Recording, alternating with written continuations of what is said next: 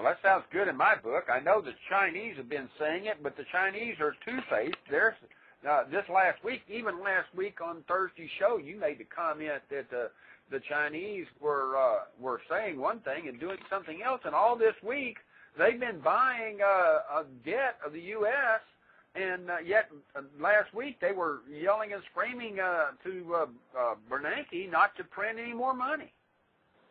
That's right. And so, you know, people don't know which way to turn. Now, what do you do? What is the thing to do?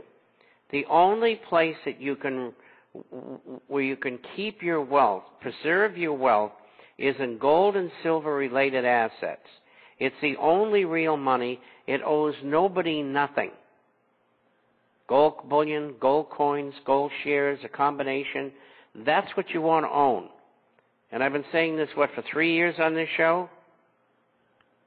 4 years on this show. 4? God, am I getting old? It doesn't seem like 4. December 2005, your first, it was the Jack McLam show. I was substituting for Jack when we brought you on. Well, all I can tell you is I don't think they'll take me back into the military at this stage. I don't think they want to take me back either, even though they are accepting volunteers at the age of 60. And my personal viewpoint is, Mr. Chapman, the United States military has become nothing more than the Gestapo of the SS. Yeah, unfortunately, that's true. And, you know, especially in the Marine Corps, you had this wonderful esprit de corps and being proud of the tremendous accomplishments in the history of the Marine Corps, and everybody tries to live up to that.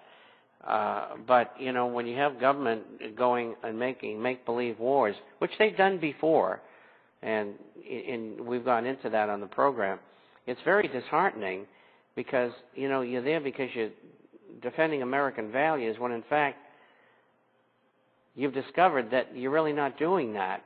And it's hard to take. You know, when I was in counterintelligence, the first thing I read was A War in Ether. And it was a book.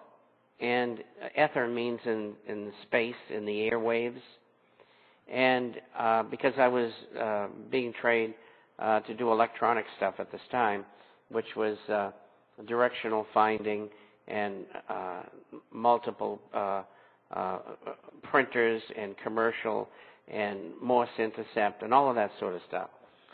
And I found out right away that England and the United States had broken the Japanese diplomatic code in 1937. And it went into detail how we knew exactly what the Japanese were going to do, and we allowed them to do what they did at Pearl Harbor in order to get in the war. And that's a fact. Well, when I saw that, I said, I got to get out of this place. I'm in the wrong army.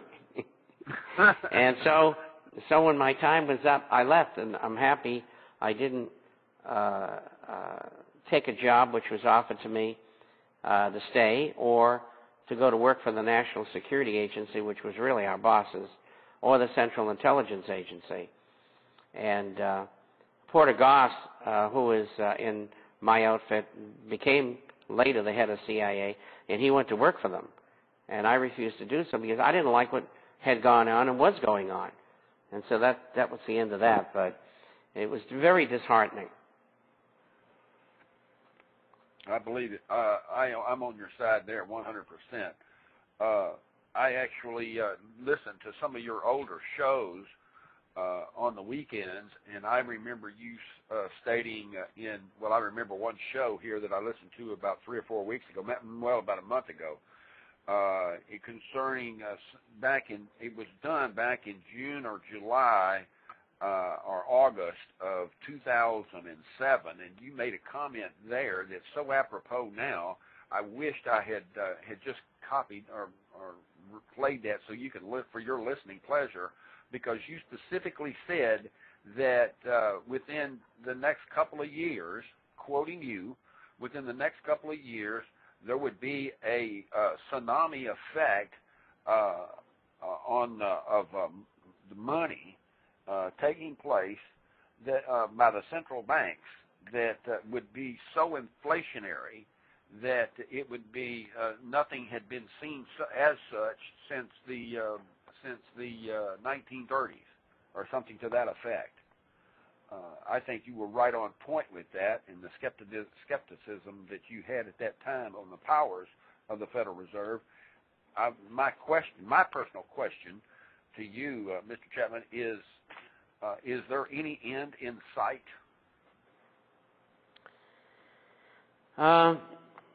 This a titanic battle that is going on, and the battle is between exposure and non-exposure.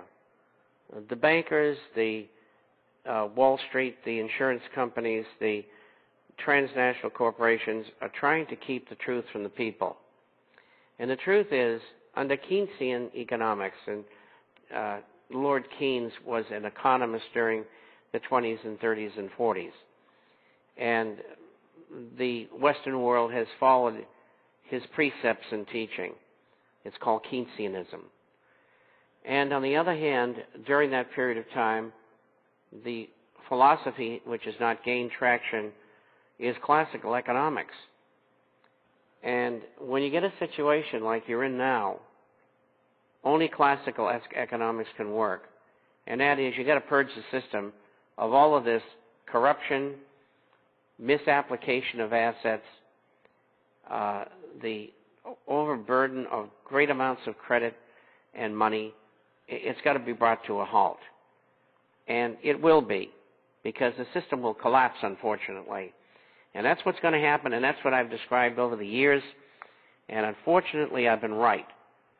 And very unfortunately. For 20 years, I've been right 95% of the time. In the last 10 years, 98% of the time. It's an awesome record. Don't ask me how. I'm just a normal person with a high IQ who likes to work hard, knows how to do research. I speak several languages, which helps as well. But the point is that I guess there's not many people who want to work as hard as that to do what I do to find out what's going on. And I give of myself to the public. There is no email or no phone call that goes unanswered. And I'm here to help people. Yes, I've got a publication, but I recommend a lot of people, and all those people I recommend, they do business and they make money from it. And I never share in that. I never get kickbacks from anybody. All I do is do the publication, and occasionally I'll recommend a stock or shorting a stock or, buy oil and gas or whatever. And it's worked quite well. And so I've been gifted, and so I'm giving it all away to you so you can save your bacon.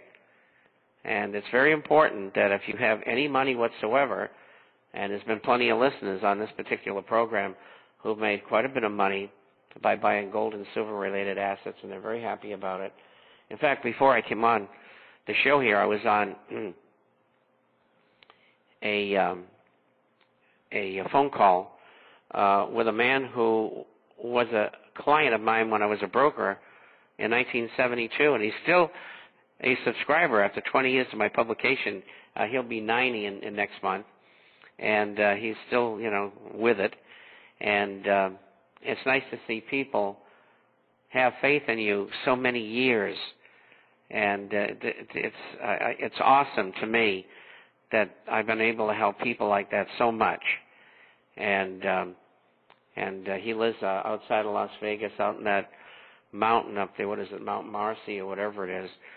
And it's really nice up there because you're above the smog and the tumult of the city. The weather's pretty nice up there. And anyway, I get a lot of people. In fact, I have clients who are now subscribers who go back to 1966. One of them's 96 years old. Wow. And so, I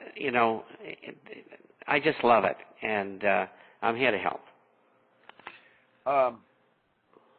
When I was doing the news and views this morning to get posted on the website, I noticed that,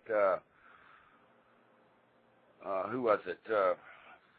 Greenspan I noticed that Greenspan finally came out and made a comment that he did not see the risk factor of while he was in charge of the feds, and he says that he failed to see it, but he made the comment that now no one can see how bad the system is failing. The Federal Reserve System is failing, and even Bernanke came up with another article I read a little later that he doesn't know, that the Federal Reserve doesn't know enough to avoid the future crisis in the immediate future, and the dollar keeps plunging.